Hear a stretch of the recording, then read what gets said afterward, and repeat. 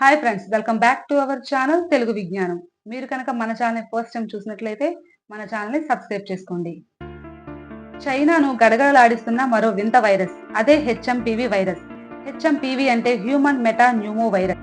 2019లో ప్రపంచాన్ని గడగడలాడించిన వైరస్ ఇప్పటి వరకు దేశాలన్నింటి మీద ఎఫెక్ట్ చేసింది. ఈ విధంగా ఇప్పుడు కొత్తగా వచ్చిన హ్యూమన్ మెటా న్యూమో వైరస్ కూడా మహమ్మారిలా మారనుందా? దాని లక్షణాలు ఏమిటి? దీంతో ఎవరికి సమస్యలు వస్తాయో ఇప్పుడు తెలుసుకోండి. హెచ్ఎంపివి వైరస్ వ్యాప్తికి సంబంధించి చైనా అధికారులు ఆసుపత్రిలో రద్దీ పెరిగిందన్న వార్తలను చైనా ప్రభుత్వం ఖండించింది. ఇవన్నీ పూర్తిగా ఆధార్ రహితమని, ప్రజల్ని అనవసరంగా భయాందోళనకు గురిచేస్తున్నాయని తెలిపింది. అసలు ఈ వైరస్ లక్షణాలు, ప్రభావాలు, నివారణ పద్ధతుల గురించి మనం తెలుసుకుందాం. ఇది వైరల్ ఇన్ఫెక్షన్.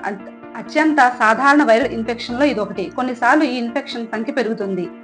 సాధారణంగా ముక్కు కారడం, దగ్గు ఉంటుంది. చిన్నపిల్లలు, వృద్ధులు, క్యాన్సర్ రోగుల్లో తీవ్ర నష్టాన్ని, కొన్నిసార్లు మరణానికి కూడా కారణమవుతుంది. ఇమ్యూనిటీ తక్కువగా ఉన్న వారిలో జలుబుతో నిమోనియా వస్తుంది. చలికాలంలో పిల్లలు ఆసుపత్రిలో ఉండాల్సిన అవసరం కూడా ఏర్పడుతుంది. ఈ వైరస్ మాత్రమే కాకుండా ఏ రకమైన వైరస్ అయినా సంక్రమించే ప్రమాదాన్ని నివారించడానికి, తగ్గించడానికి కొన్ని విషయాలు మనం చాలా జాగ్రత్తగా ఉండాలి.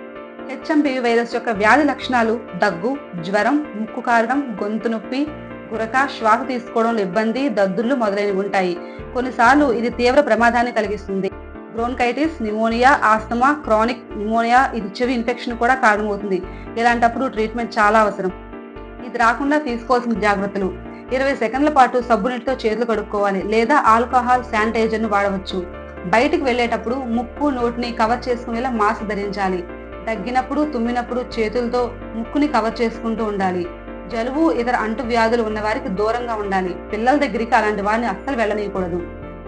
లక్షణాలు తెలిసే వరకు ఒంటరిగా ఉండడం చాలా మంచిది. సమస్య ఉన్నప్పుడు పిల్లల్ని స్కూల్కి పంపించకూడదు. దీనికి ఇప్పటి వరకు వ్యాక్సిన్ లేదు. పిల్లలు, పెద్దలు, షుగర్ ఉన్న వాళ్ళు, క్యాన్సర్ పేషెంట్లు చాలా జాగ్రత్త వహించాలని డాక్టర్స్ చెప్తున్నారు. శ్వాసకోశ ఇన్ఫెక్షన్, నిమోనియా, ఆస్తమా, దీర్ఘకాలిక ఊపిరితిత్తుల వాపుతో బాధపడేవారు రెగ్యులర్ గా మందులు వాడుతూ ఉండాలి. ఆస్తమాను డాక్టర్ని సంప్రదించుతూ ఉండాలి.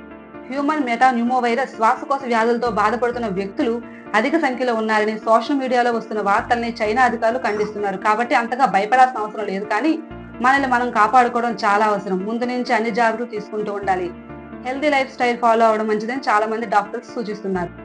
ఈ ఇన్ఫర్మేషన్ కనుక మీకు నచ్చినట్లయితే మన ఛానల్ని షేర్ చేయండి, సబ్స్క్రైబ్ చేసుకోండి. మరిన్ని విషయాల కోసం వేచి ఉండండి. Thank you so much.